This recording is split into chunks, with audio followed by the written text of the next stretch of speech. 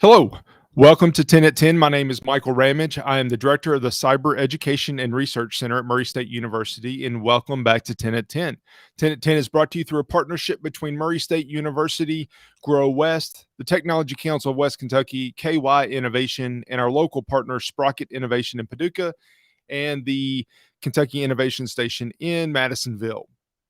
We started a few weeks ago talking about the 5 basic cybersecurity steps that every small business should consider and implement. These are the not the only 5 steps by any stretch, but these are the first 5 steps that are important for a small business, for any organization, really, but specifically a small business, small organization to implement to keep both you, your employees, and your business and your customers safe.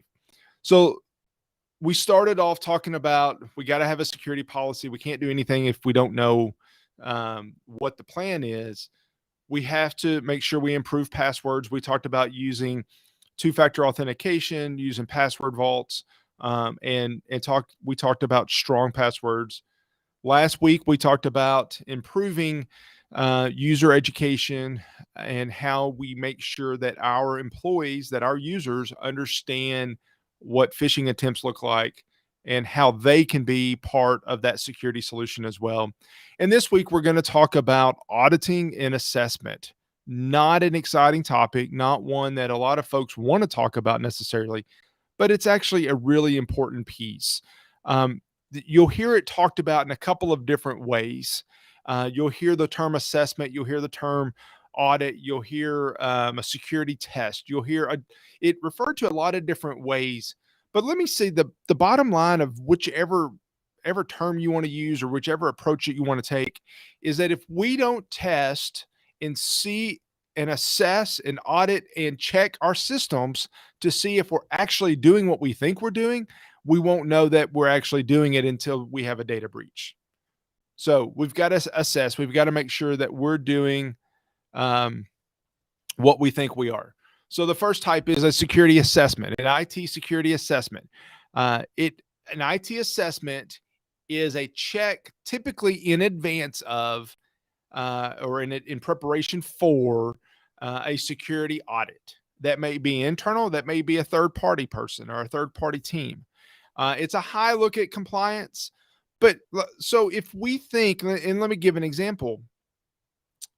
If we think we have a firewall set up that is filtering out these bad things, then let's check and make sure that it is actually doing what we think it is. If we don't check it, then we really don't know for sure. In education, if you don't assess, did you actually learn anything? You don't know. It's the same idea here in security. If we don't check to make sure and do an assessment to make sure that our system is doing what we think it is, then it may or may not be. That could be looking at network security. That could be looking at disaster recovery, general protections, general data security. There's a lot of different areas that we could do an assessment of. The next type is an IT audit. An IT audit is typically from a third-party auditor that's qualified or certified. And the reason we want to have a third party is that we don't want there to be any question about the findings. Same way if you do an accounting audit, you want there to be a third party. We want to make sure that there's a third party so that we can share with certainty that we're compliant with whatever legal standard or guideline that we have to follow. They'll examine all the technology controls. They'll look at the policies. They'll look at the procedures. It's extremely important that we have that ability to do those audits. But the catch in what I shared here is that it's an audit against a specific set of external legal standards or guidelines. So for a lot of people, if you deal with healthcare data, if you deal with education data, if you have financial transactions, there are specific types of requirements and compliance requirements. If you have customer data in certain demographics or in certain geographic areas, depending on the governmental control, you may have specific requirements you have to have. For example, GDPR is a privacy framework that is in Europe, that's under the control of the European Union. If your business, even if in Kentucky, does business with customers in Europe, then you're supposed to be compliant with GDPR. California passed a consumer privacy laws a few years ago. Illinois just passed one. New York has one. States are starting to look at data privacy at the consumer level, not just in financial records or personal identifiable information or FERPA or HIPAA or some of those areas, but it's becoming more and more broad that we as consumers are expecting more and more um, privacy of our data.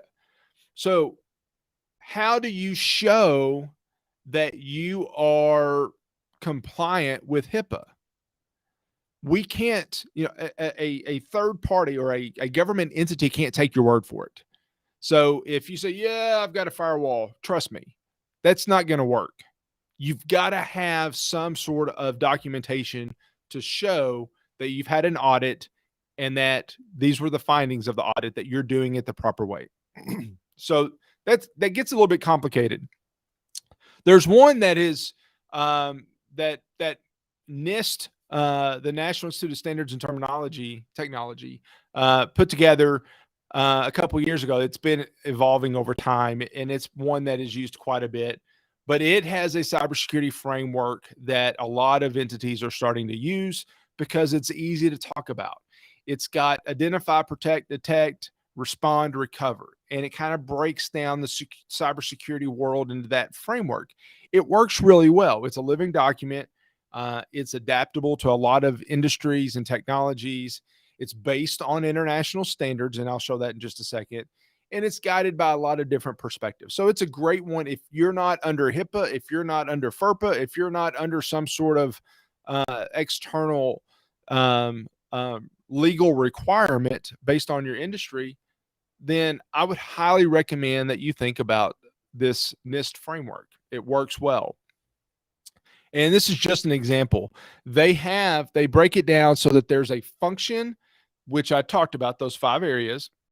There's a category and there's a subcategory that you're supposed to do. And I'm not going to go through the details. It's a free document. You can look NIST cybersecurity framework online and you'll find it pretty quickly.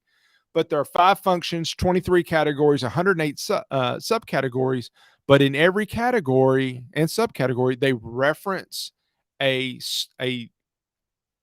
standard, an internationally recognized standard for those specific areas.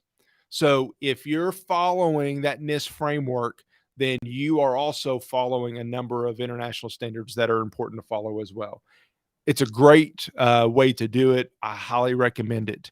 But here's the bottom line. I don't care if you follow the NIST framework. I don't care if you follow a different framework.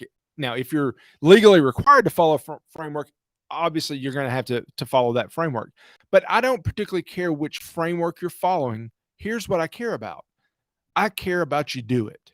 And I care that you take a moment, perhaps each year, maybe more frequently, but each year is probably about right, to take a look at, I think I'm doing all of these things. Let's verify that I am actually doing that.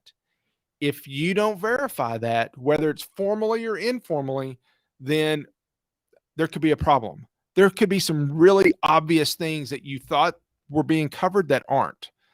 Now, if you do a comprehensive examination audit of your organization, it could be really expensive. So I know that's a barrier for a lot of folks. But if you do an assessment, some organizations will even do health checks that are pretty simplistic in nature. It's pretty cheap. It's pretty inexpensive. Yeah, it's going to cost you a little bit, but not very much, and certainly not as much as the potential harm that could be caused. Now, the other part of this is that we've talked about cyber insurance before. If you want cyber insurance so that if you got hit with ransomware, you would have insurance to pay for it, you're probably going to have an assessment. You may have to have an audit before they're willing to give you that coverage. So while it's a nice to have thing right now. It's quickly becoming a time where you're going to be required to have these. If you want to know more about who might be able to do this for you, how you might be able to get this accomplished, let me know. I'm happy to direct you to some resources that I know of in our region. I'm happy to help you make some of those connections, because I really do think, whether we do this formally or informally, that you having an assessment or an audit based on some standard of what you're doing in your organization is extremely important. Because if we don't test it, if we don't assess it, then we don't really know that what controls we have, what gaps we have. Next week, we're going to talk about security technologies. We won't know which technologies we need because we won't know the gaps. So it all kind of works together, and we got to make sure that we assess it every step of the way. So hope that was helpful. I appreciate you joining in for 10 at 10, and I will see you right back here next week on 10 at 10. Thank you. Bye.